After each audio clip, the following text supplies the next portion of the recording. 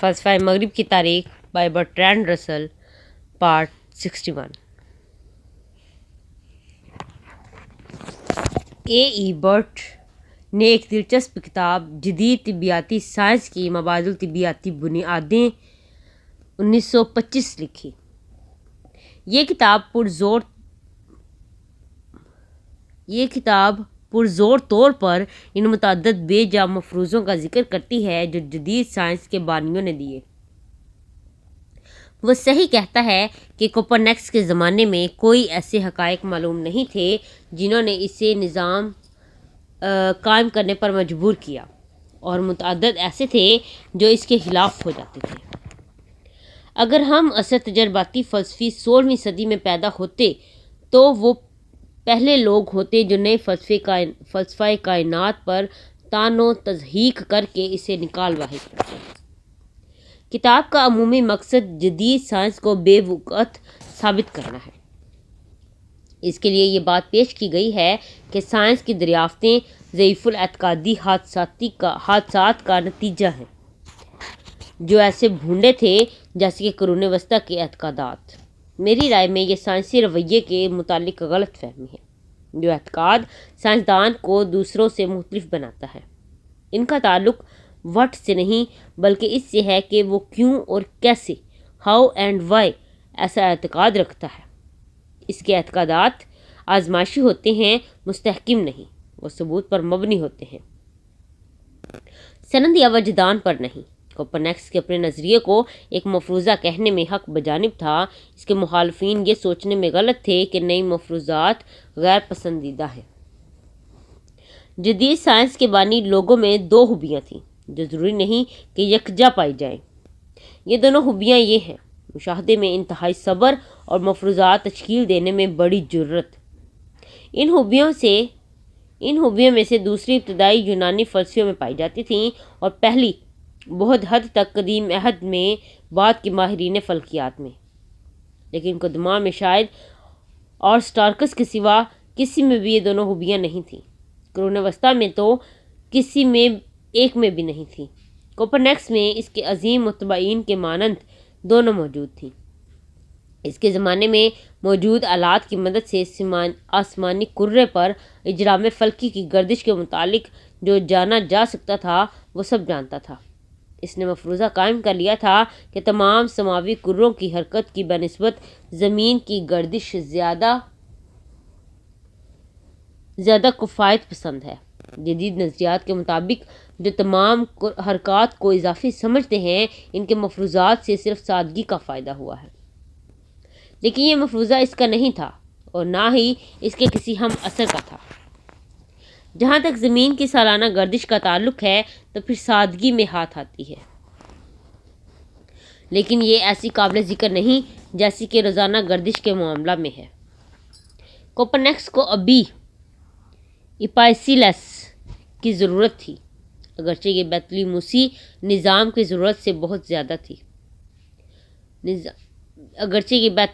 نظام کی ضرورت سے بہت کم تھی۔ جدید نظریے نے اپنی پوری سادگی اس وقت تک حاصل نہ کی تھی جب تک کہ کیپلر نے اپنے قوانین دریافت نہ کر لیے۔ اس انقلاب نے کائنات کے تصور پر جو اثر ڈالا، اس سے ہٹ کر نئے علم اجرام فلکی کی دو بڑی خوبیاں تھیں۔ اول اس بات کا شعور کہ اب تک جو کچھ بھی قدیم زمانوں سے اعتقاد رہا ہے غلط بھی ہو سکتا ہے۔ دوم یہ کہ سائنسی سچائی اس پر مشتمل ہے کہ انتہائی صبر سے حقائق اکٹھے کرنا، اور اس کے ساتھ ہی جرأت کے ساتھ مفروضہ قائم کرنا کہ وہ کون سے قوانین ہیں جو ان حقائق کو باہمی وابستہ رکھتے ہیں۔ اپنے ہم عصروں کی طرح کوپرنیکس میں بھی ان میں سے ایک خوبی بھی نہیں پائی جاتی، لیکن یہ دونوں اس کے کام میں پہلے ہی حد درجہ تک موجود ہیں۔ بعض لوگ جنہیں کوپرنیکس نے اپنے نظریے سے آگاہ کیا تھا جرمن متبعین لوتھری تھے، لیکن جب لوتھر کو اس بات کا علم ہوا تو اسے شدید صدمہ ہوا۔ اس نے کہا، لوگ ایک نئے ماہر فلکیات کی باتوں پر کان دھرنے لگے ہیں جو یہ ظاہر کرنے کی کوشش کرتا ہے کہ زمین گردش کرتی ہے، نہ کہ ستارے، آسمان، سورج اور چاند۔ جو بھی یہ چاہتا ہے کہ خود کو ہوشیار ظاہر کرے، وہ ضرور کوئی نیا نظام وضع کرنے لگتا ہے، اور یہ بھی کہ یہ نیا نظام بلا شبہ دیگر تمام نظاموں سے بہترین ہے۔ یہ احمق تمام علم فلکیات کی تہ و بالا کر دینا چاہتے ہیں، لیکن مقدس صحیفہ بتاتا ہے کہ یشوع نے سورج کو تھم جانے کا حکم دیا تھا، زمین کو نہیں۔ اس طرح کالوین نے صحیفہ ہی کی بنیاد پر کوپرنیکس کی تردید کی، اس لیے جہان قائم ہے اور اسے جنبش نہیں۔ زبور 93:1۔ اور زور سے کہا، کون ہے جو روح القدس کی سند کی جگہ کوپرنیکس کی سند رکھنے کی جرات کرے گا؟ پروٹسٹنٹ فرقے کے پادری بھی اتنے ہی متعصب تھے جتنے کہ کیتھولک کلیسا کے لوگ۔ تاہم پروٹسٹنٹ ممالک میں کیتھولک ممالک کی بنسبت جلد ہی سوچ کی آزادی شروع ہو گئی، کیونکہ پروٹسٹنٹ ممالک میں کلیسا کم طاقتور تھے۔ پروٹسٹنٹ مسلک کا اہم پہلو علیحدگی تھا، بدعت نہیں۔ اس اختلاف نے قومی کلیسا وجود میں آئے، اور قومی کلیسا اتنے مضبوط نہیں تھے کہ وہ عام حکومتوں پر اختیار حاصل کر سکتے۔ یہ سراسر سود مند بات تھی، کیونکہ ہر کہیں کلیسا اس حد تک ہر جدت جو زمین اور علم مسرت کے حصول کے لیے کی جاتی کی مخالفت کرتا، جس حد تک بھی وہ عملی طور پر ایسا کر سکتا۔ کوپرنیکس اس حالت میں نہ تھا کہ وہ اپنے مفروضے کی حمایت میں کچھ فیصلہ کن ثبوت پیش کر سکتا، اور طویل عرصہ تک ماہرین فلکیات نے اسے روکے رکھا۔ اس کے بعد ماہر فلکیات نکوبرا ہے، 1546 سے 1601 تھا۔ اس کے بعد ماہر فلکیات نکوبراہ 1546 سے 1601 تھا۔ اس نے ایک متوسط نظریہ اختیار کیا۔ اس کا خیال تھا کہ سورج اور چاند زمین کے گرد گھومتے ہیں، لیکن سیارے سورج کے گرد گردش کرتے ہیں۔ یہ نظریہ خالصتاً ان کا اپنا نہ تھا، تاہم اس نے ارسطو کے اس نظریے کے خلاف دو اہم دلائل دیے کہ چاند کے اوپر ہر شے ساکن ہے۔ ان میں سے ایک 1572 میں ایک نئے ستارے کا ظاہر ہونا تھا، جس کے متعلق یہ معلوم ہوا کہ اس میں روز مرہ اختلاف نظر نہیں ہوتا، اور اس لیے یہ چاند سے زیادہ فاصلے پر ہے۔ دوسری دلیل دمدار ستاروں کے مشاہدے سے حاصل کی گئی۔ یہ ستارے بھی فاصلے پر پائے گئے۔ قاری کو ارسطو کا یہ نظریہ یاد ہوگا کہ تغیر و زوال صرف تحت القمر کرے تک محدود ہے۔ سائنسی مضامین پر ارسطو کی کہی ہوئی ہر بات کی طرح یہ بات بھی ترقی کی راہ میں رکاوٹ ثابت ہوئی۔ نکوبرا کی اہمیت نظریہ ساز کی نہیں بلکہ ایک مشاہد کی حیثیت سے ہے۔ اس نے مشاہدات پہلے ڈنمارک کے بادشاہ کی اور پھر شاہ روڈلف دوم کی سرپرستی میں کیے۔ اس نے ستاروں کی ایک فہرست تیار کی اور سیاروں کے مقامات معلوم کیے جہاں وہ کئی سالوں کے دوران ہوتے ہیں۔ اس کی عمر کے آخری حصے میں کیپلر، جو بھی جوان تھا، اس کا اسسٹنٹ بن گیا۔ اس کے مشاہدات کیپلر کے لیے بہت ہی انمول تھے۔ کیپلر 1571 سے 1630 ان نامور مثالوں میں سے ایک ہے جن کی راہ میں زیادہ دشواریاں نہ آئیں اور انہوں نے نہایت صبر سے ممکن کامیابی حاصل کی۔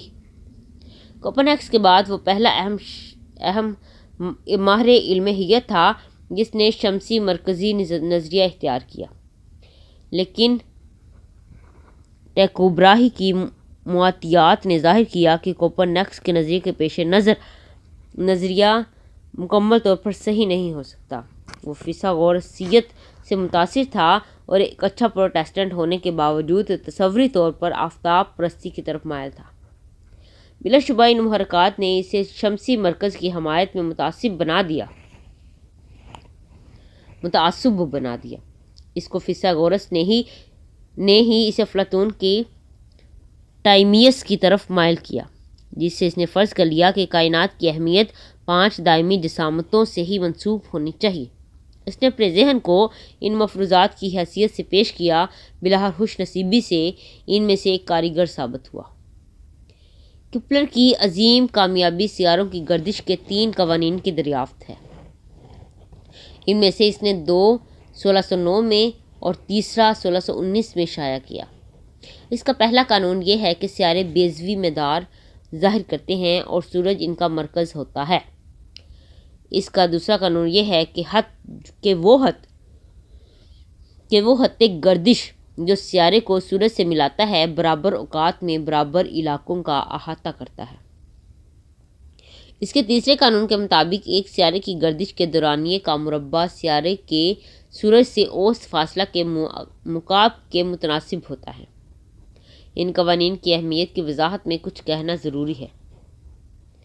کیپلر کے زمانے میں پہلے دو قوانین صرف مریخ کے متعلق صحیح ثابت ہو سکے۔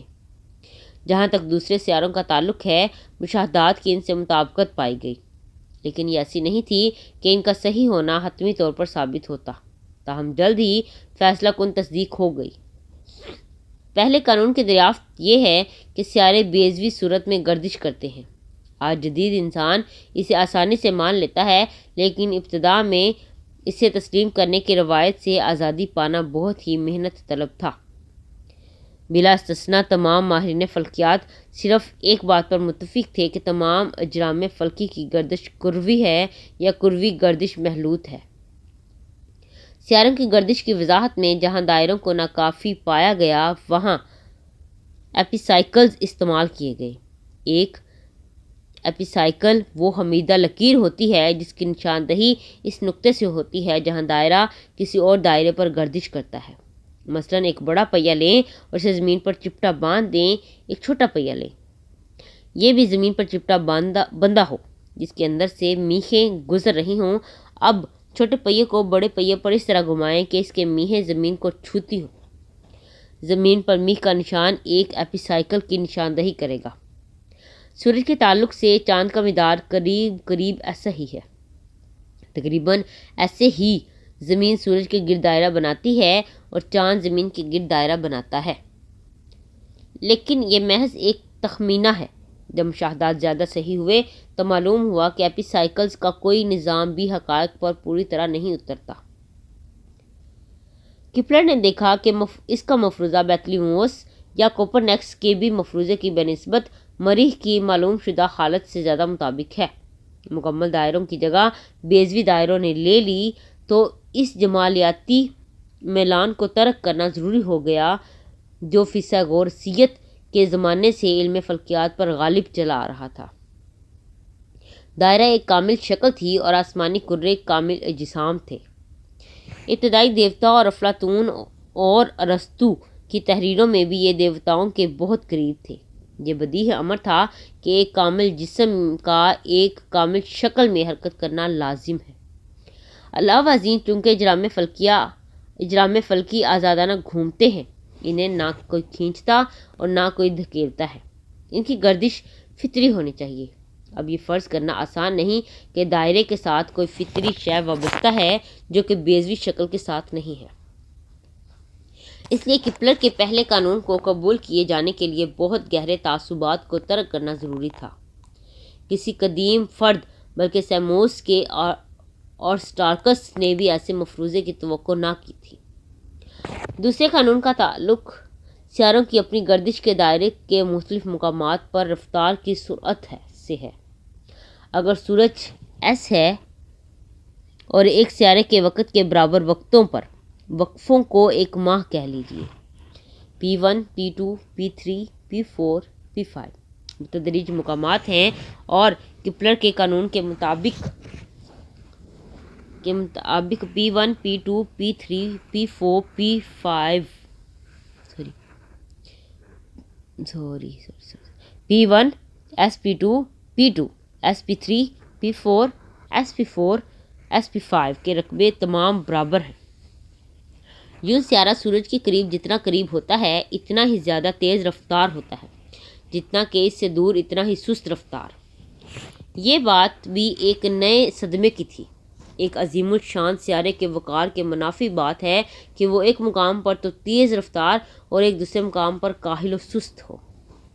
تیسرا قانون اہم تھا کیونکہ اس میں مختلف سیاروں کی گردش کا تقابل شامل تھا، جبکہ پہلے دو قوانین متعدد سیاروں سے انفرادی تعلق رکھتے تھے۔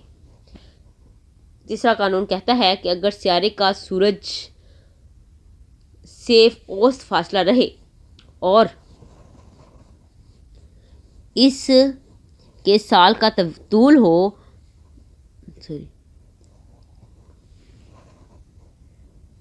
اگر سیارے کا سورج سے اوسط فاصلہ رہے اور توئیں اس کے سورج کا طول ہو تو رے 3 کو توئیں 2 سے تقسیم کرنے سے فاصلہ تمام مختلف سیاروں سے ایک ہی ہے۔ اسی قانون نے نیوٹن کے قانون کشش ثقل کے مربع معکوس کو ثبوت مہیا کیے۔ جہاں تک نظام شمسی کا تعلق ہے، لیکن اس کے متعلق ہم بعد میں ذکر کریں گے۔ گلیلیو 1564 سے 1642 جدید سائنس کے بانیوں میں سے سب سے عظیم ہے۔ ممکنہ استثنا نیوٹن ہے۔ وہ اسی روز پیدا ہوا جس دن مائیکل اینجلو چل بسا، اور وہ اسی سال میں مرا جس سال نیوٹن پیدا ہوا۔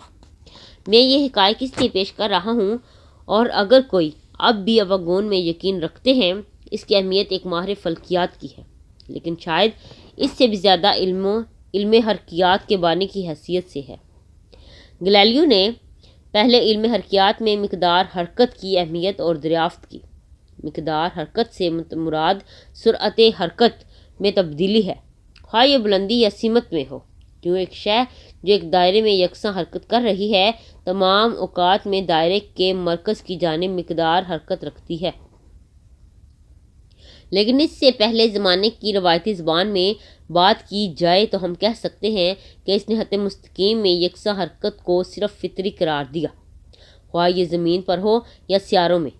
اجرام فلکی کے دائروں میں حرکت فطری سمجھی جاتی تھی، اور اسی سے زمینی اشیاء کا خط مستقیم میں حرکت کرنا فطری کہا جاتا تھا۔ لیکن یہ سمجھا جاتا تھا کہ زمینی اشیاء کو اگر تنہا چھوڑ دیا جائے تو آہستہ آہستہ حرکت کرنا بند کر دیتی ہیں۔ گلیلیو نے اس خیال کے برعکس یہ خیال پیش کیا کہ ہر شے اگر اسے تنہا چھوڑ دیا جائے تو وہ یکساں سرعت حرکت کے ساتھ خط مستقیم میں حرکت کرنا جاری رکھے گی، اس میں ہر تبدیلی تیزی میں ہو یا حرکت کی سمت میں۔ اس وضاحت کی متقاضی ہے کہ یہ کسی قوت کے عمل کے باعث ہوتی ہے۔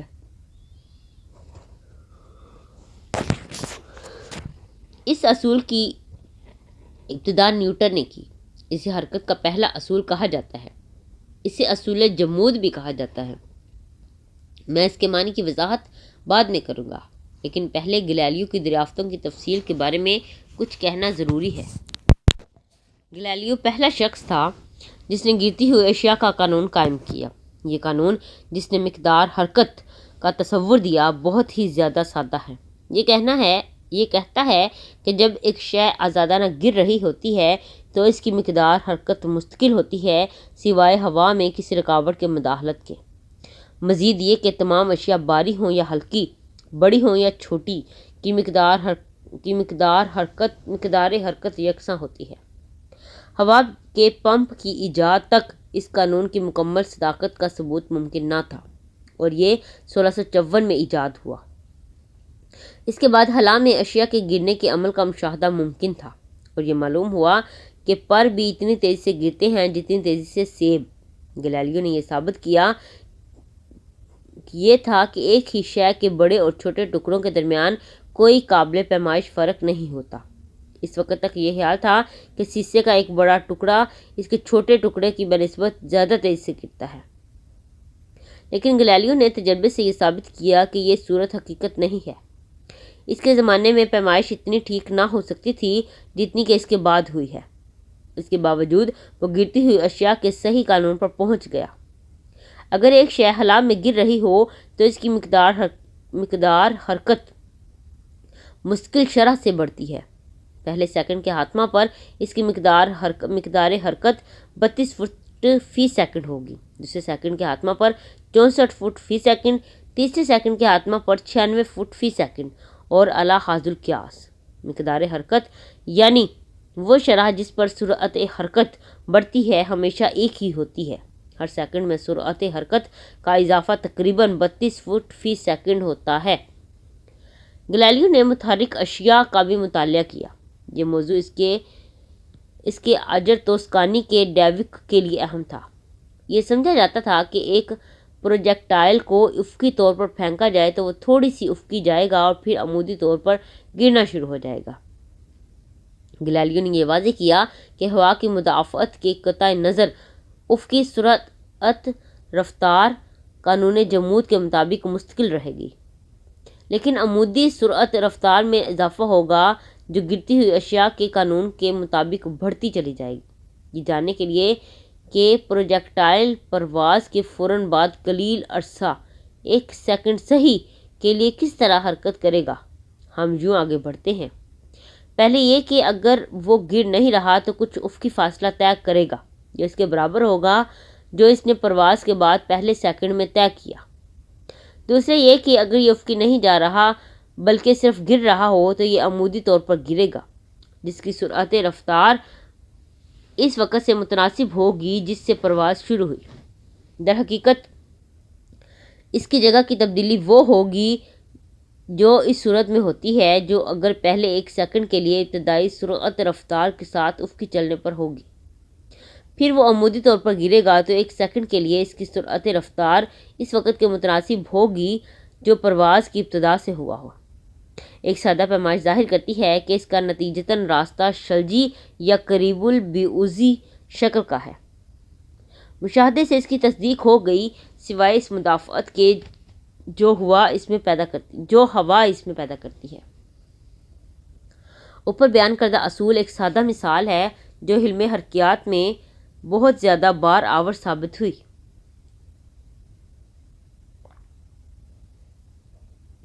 اصول یہ ہے کہ جب متعدد قوتیں بیک وقت عمل کر رہی ہوں تو اثر ایسا ہوتا ہے جیسے ہر قوت باری میں عمل کر رہی ہو۔ یہ اس عام اصول کا حصہ ہے جسے متوازی الاضلاع قانون کہا جاتا ہے۔ مثلا فرض کریں کہ آپ ایک چلتے ہوئے بحری جہاز کے عرصے پر ہیں اور آپ عرصے پر ایک طرف سے دوسری طرف آڑے چل رہے ہیں۔ جب آپ چل رہے ہیں تو جہاز چلنا شروع ہو گیا ہے، لہٰذا پانی کی اضافت سے آپ آگے کی جانب بھی جا رہے ہیں اور جہاز کی حرکت کے آر پار آڑے سمت میں بھی چل رہے ہیں۔ اگر آپ یہ جاننا چاہتے ہیں کہ پانی کے حوالے سے آپ کو کہاں جانا ہے تو شاید آپ فرض کریں کہ جب جہاز چلا تو آپ ایک جگہ کھڑے تھے اور پھر اتنے ہی وقت کے لیے یہ سمجھیں کہ جہاز تو ساکن ہے اور آپ اس پر آڑے چل رہے ہیں۔ یہی اصول قوتوں کے استعمال پر صادق آتا ہے۔ ان سے یہ ممکن ہوتا ہے کہ متعدد قوتوں کے مجموعی نتیجہ کا حساب لگایا جا سکے گا۔ اس سے یہ بھی آسان ہو جاتا ہے کہ طبعی مظہر کا تجزیہ کیا جا سکے گا اور ان متعدد قوتوں کے مختلف قوانین بھی جو دریافت کیے جائیں جن سے یہ متحرک اجسام پر عمل پیرا ہیں۔ گلیلیو ہی تھا جس نے اس نہایت ہی مفید طریقے کو متعارف کروایا۔ جو کچھ میں کہہ رہا ہوں اس میں نے قریب وہ ممکنہ زبان استعمال کی ہے جو 17ویں صدی میں کی جاتی تھی۔ جدید زبان اہم پہلوؤں میں مختلف ہے، لیکن واضح کرنے کے لیے 17ویں صدی میں کیا کامیابیاں کی گئیں۔ یہ پسندیدہ معلوم ہوتا ہے کہ سر دست اسی وقت کا مروجہ انداز اظہار اختیار کیا جائے۔ قانون جمود نے وہ معمہ حل کر دیا جو گلیلیو سے پہلے بطلمیوسی نظام حل کرنے سے قاصر تھا۔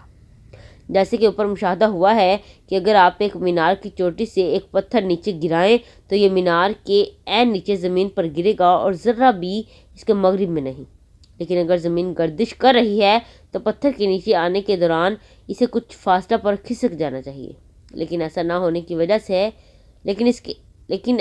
ہونے کی وجہ یہ ہے کہ پتھر بھی گردش کی سرعت رفتار کا حامل رہتا ہے اور گرنے سے پہلے ہی سطح زمین پر ہر دوسری شے کے ساتھ گردش میں شریک ہو گیا تھا۔ دراصل ایک مینار بہت بلند ہوتا ہے تو اس کا نتیجہ کوپرنکس کے مخالفین کی توقع سے مختلف ہوتا ہے۔ مینار کی چوٹی مینار کے پاؤں کی بنسبت زمین کے مرکز سے بہت دور ہونے کے باعث اس پتھر کو مینار کے پاؤں سے ذرا سا ہٹ کر مشرق کی طرف گرنا چاہیے، لیکن یہ فرق ناقابل پیمائش حد تک کم ہے۔ گلیلیو نے بہت شد و مد سے شمسی مرکزی نظام اپنایا۔ وہ کیپلر سے مطابقت رکھتا تھا اور اس کی دریافتوں کو تسلیم کیا۔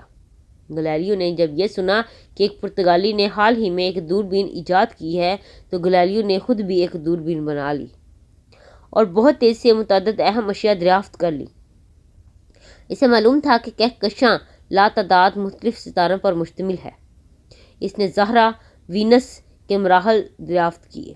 یہ بات کوپرنیکس کے نظریہ سے مترشح تو تھی، لیکن اسے آنکھ سے ابھی نہیں دیکھا گیا تھا۔ اس نے مشتری کے تابع سیارے دریافت کیے۔ اس کا نام اپنے آقا کے اعزاز میں اسی کے نام پر سڈرا میڈیسیا رکھا۔ یہ معلوم ہوا کہ یہ تابع سیارے کیپلر کے اصولوں سے مطابقت رکھتے ہیں۔ تاہم ایک مشکل تھی۔ ہمیشہ سے اجرام فلکی کی تعداد 7 رہی ہے، 5 سیارے اور سورج اور چاند۔ اب 7 ایک مقدس ہندسہ ہے۔ کیا سبت 7واں دن نہیں ہے؟ کیا شمع دان کی 7 شاہیں اور اشیاء کے 7 کلیسا نہیں ہیں؟ اس سے زیادہ اور موضوع کیا ہو سکتا ہے کہ یہ اجرام فلکی بھی 7 ہی ہوں، لیکن ہم مشتری کے 4 چاند ان میں شامل کر لیں تو پھر تعداد 11 ہو جاتی ہے۔ ان اعداد کی کوئی سری خصوصیت نہیں ہے۔ اس بنیاد پر روایات پسندوں نے دور بین کی مذمت کی، اس سے دیکھنے سے انکار کر دیا اور یہ کہا کہ اس نے مغالطے اور فریب ظاہر کیے۔ گلیلیو نے کیپلر کو لکھا، جس میں خواہش تھی کہ وہ ہجوم کی اس حمایت پر ایک ساتھ ہنس سکتے۔ یہ ہجوم فلسفہ کے پروفیسروں کا تھا، جنہوں نے مشتری کے چاند محض جادوگری قرار دیے اور ایسی منطق شکن دلائل استعمال کیں گویا کہ وہ سحر و افسوں کے منتر ہوں۔ ہر کوئی جانتا ہے کہ مذہبی عدالت نے گلیلیو کے خلاف مجرم ہونے کا فتویٰ صادر کیا۔ ایسا پہلے 1616 میں نجی محفل میں کیا گیا اور پھر 1633 میں عوام کے درمیان اعلان کیا گیا۔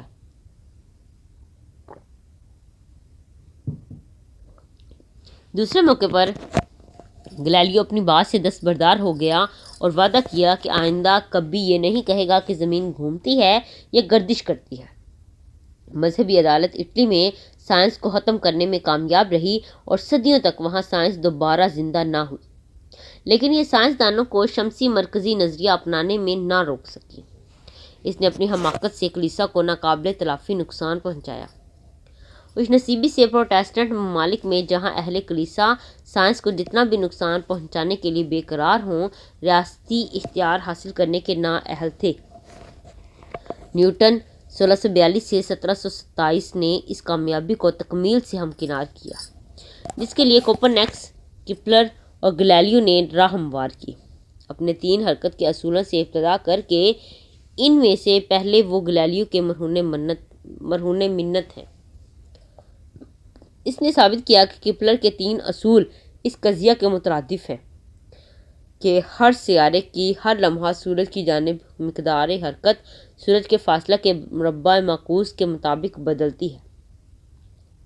اس نے ظاہر کیا کہ زمین اور سورج کے جانب مقدارات حرکت اسی فارمولے کے مطابق چاند کی گردش کی وضاحت کرتی ہے، اور یہ کہ سطح زمین پر گرتی ہوئی اشیاء کی مقدار حرکت کی چاند کی مقدار حرکت سے تعلق بھی اصول مربع معکوس کے مطابق ہے۔ اس نے قوت فورس کی یوں تعریف کی کہ قوت نام ہے حرکت یعنی مقدار حرکت کی تبدیلی کے سبب کا، لہذا وہ اپنے عالمی مرکز کشش کے اصول کا اعلان کرنے کا اہل ہوا۔ ہر شے دوسری شے کو اس قوت سے کھینچتی ہے جو بلا واسطہ ان کے حجم کے نتیجے کے متناسب ہوتی ہے اور ان کے درمیان فاصلے کے مربع کے معکوس تناسب کی ہوتی ہے۔ اس فارمولے کی بدولت سیاروں کے نظریے کے متعلق ہر بات کا استخراج کرنے کا اہل ہوا، یعنی سیاروں کی گردش اور ان کے چاند، دمدار ستاروں کے مدار، لہریں وغیرہ۔ یہ بعد میں ظاہر ہوا کہ مخروطی مداروں سے معمولی سے گریز بھی نیوٹن کے اصولوں سے مخرج ہوئے ہیں۔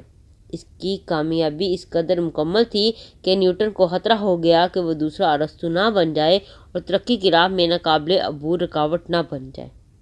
اس کی موت کے 100 سال بعد تک انگلستان میں لوگ اس کی چھاپ سے آزاد نہ ہو سکے۔ اس کے بعد ہی وہ ان موضوعات پر کوئی نیا کام کر سکے جنہیں نیوٹن نے کرنا تھا۔ 17ویں صدی نہ صرف علم فلکیات اور علم حرکیت بلکہ سائنس سے متعلق متعدد دیگر امور کے حوالے سے بھی نہایت اہم اور قابل ذکر ہے۔ سب سے پہلے سائنسی آلات کا مسئلہ لیجیے۔ مرکب دوربین 17ویں صدی سے ذرا پہلے 1590 میں ایجاد ہوئی۔ پرتگال کے ایک شخص لیپرشے نامی نے 1606 میں دوربین ایجاد کی۔ اگرچہ سائنسی مقاصد کے لیے اس کا سنجیدہ استعمال گلیلیو نے کیا۔ تھرمومیٹر بھی گلیلیو ہی کی ایجاد ہے، کم از کم ایسا بہت ہی غالباً ہے۔ اس کے شاگرد ٹوریسیلی نے بیرومیٹر ایجاد کیا۔ گیورکی 1602 سے 86 نے ہوا کا پمپ ایجاد کیا۔ گھڑیاں اگرچہ نئی نہ تھیں، پھر 17ویں صدی میں اس سے بہت بہتر بنایا گیا اور بہترین زیادہ تر گلیلیو کے کام کے باعث ہوئیں۔ ان ایجادات کی بدولت سائنسی مشاہدات اتنے زیادہ صحیح اور زیادہ وسیع ہوئے کہ اس سے پہلے کسی زمانے میں بھی نہ ہوئے تھے۔ علم فلکیات اور علم حرکیات کے علاوہ سائنس کے اور شعبوں میں بھی اہم کام ہوا۔ گلبرٹ 1540 سے 1603 نے 1600 عیسوی میں مقناطیس پر اپنی اہم کتاب شائع کی۔ ہاروے 1578 سے 1657 نے دوران خون دریافت کیا اور اس پر 1628 میں ایک کتاب شائع کی۔ لیورن ہاک 1632 سے 1723 نے نطفہ دریافت کیا، اگرچہ ایک اور شخص اسٹیفن ہیم نے بظاہر اسے 1 سال پہلے دریافت کیا تھا۔ لیورن ہاک نے ہی پروٹوزایا، خلیہ، عضویے اور بیکٹیریا یعنی جراثیم بھی دریافت کیے۔ رابرٹ بوائل 1627 سے 91، جیسا کہ جب میں چھوٹا تھا اور بچوں کو پڑھایا جاتا تھا کہ علم کیمیا کا باپ ارل کارک کا بیٹا تھا، اب اسے خصوصاً بوائل کا قانون کے باعث یاد کیا جاتا ہے۔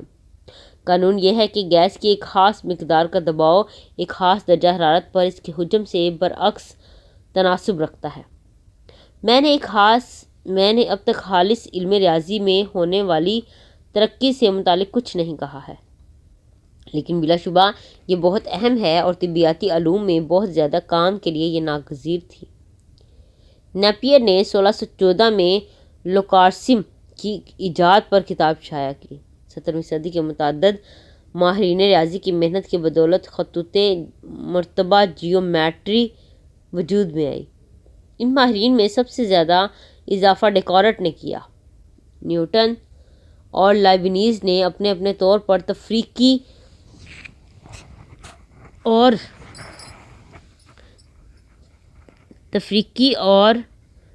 تکملی احصاء کا علم ایجاد کیا۔ بیشتر تمام اعلیٰ علم ریاضی کے لیے یہی طریقہ کام آیا۔ خالص علم ریاضی میں نمایاں ترین کامیابیاں صرف انہی کی بدولت ہوئیں۔ اس کے علاوہ بھی بے شمار اہم کامیابیاں ہیں۔